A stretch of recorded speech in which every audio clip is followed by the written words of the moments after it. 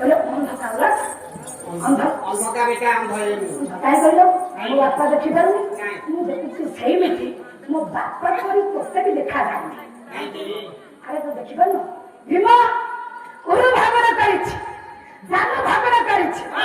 ସ୍ୱାଧୀନକ ଶକ୍ତି ନାହିଁ ଆଉ କେମିତି ମୋ ପାଖକୁ ଯିବି କି ତ ଦେଖାଯାଉ ସେ ସ୍ୱାଧୀନକୁ ଶକ୍ତି ଥିଲେ ଜାନଟା ଭଲ ଥିଲେ ଯାଇଥାନ୍ତି ବର୍ତ୍ତମାନ ମୋର ଜାନ ଖବର ହେଇଛି ଖବର ହେଇଛି ମନଟା ଭାଙ୍ଗି ଯାଇଛି ଜାନ ଭାଙ୍ଗି ଯାଇଛି ମୁଁ ଭେଦ କବରେ ପଡ଼ିଛି ଆଉ ତୋ ପାଖକୁ କେମିତି ଯିବି ମୋ କଥା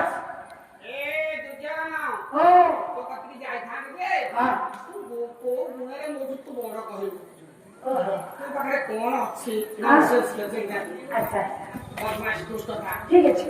ତମେ ମୋ କଥା ଶୁଣିବା ପରେ ପୁଣି ପଚାରୁଛ ତମେ ମୋ ଠାରୁ ଗୁଣରେ ଅଧିକ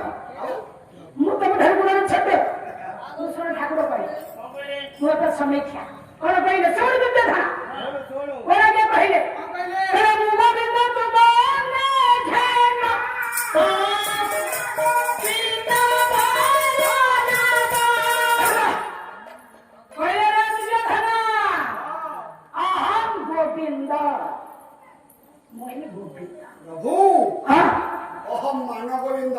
ଦୁର୍ଯୋଧନ କହିଲେ ପ୍ରଭୁ ତମେ ଖାଲି ଗୋବିନ୍ଦ ଆଉ ଗୋଟାଏ ଯୋଡ଼ାଏ ଅକ୍ଷର ମୋ ପାଖରେ ଲାଗିଛି ମୁଁ କହିଲି ମାନ ଗୋବିନ୍ଦ ଦୁର୍ଯୋଧନ ଗୋବିନ୍ଦ ମାନ ଗୋବିନ୍ଦ ଦୁର୍ଯୋଧନ ଶିକ୍ଷାଟା କୃଷ୍ଣ କହିଲେ ଏଇଟା ଛାଡ଼ ଆଉ ଗୋଟେ କଥା କହୁଛି ଶୁଣ ଦୁର୍ଯୋଧନ ମୋ ପାଖରେ କଣ ଅଛି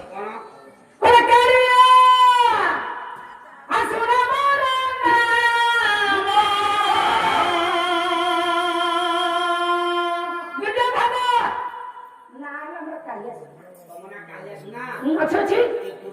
ମହିମା ଶୁଣିବ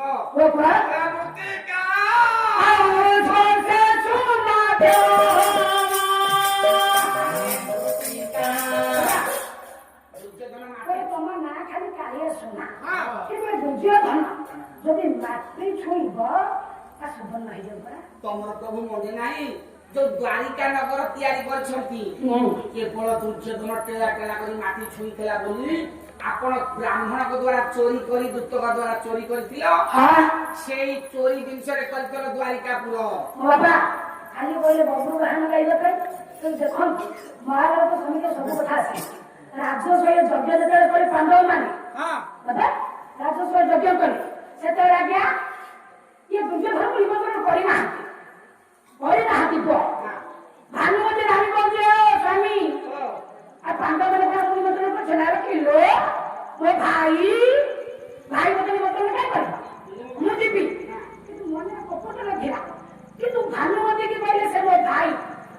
ନିମନ୍ତ୍ରଣ ନ ହଉ ମୁଁ ଯିବି ଆସିଲା ଦେଖିବୁ କଣ କଲା ପାଣ୍ଡବ ମାନେ